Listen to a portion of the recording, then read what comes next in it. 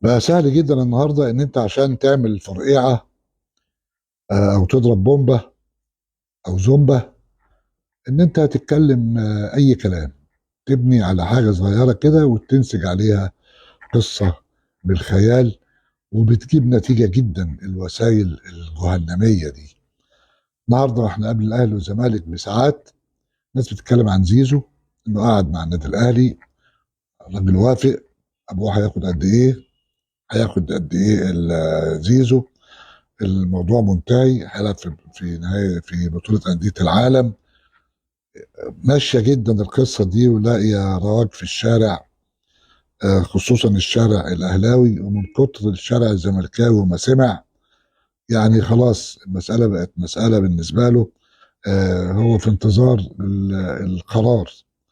لكن اللي تقدر تقوله أو تأكده إن كل الكلام ده مش مظبوط، وإن لا زيزو قاعد مع إدارة النادي الأهلي، ولا إن هو في نية إن هو ينتقل للنادي الأهلي، ولا ان هو هيكمل حتى مع الزمالك.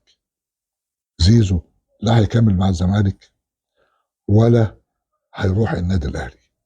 زيزو خارج للعب في الخليج.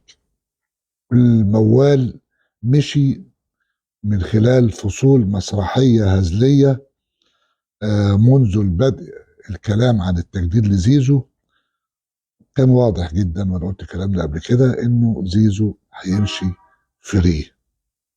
زيزو قبل 48 ساعة او اقل من مباراه الاهلي والزمالك هيمشي فري، مش هيقعد في الزمالك ولا هيروح الاهلي، هيروح الخليج.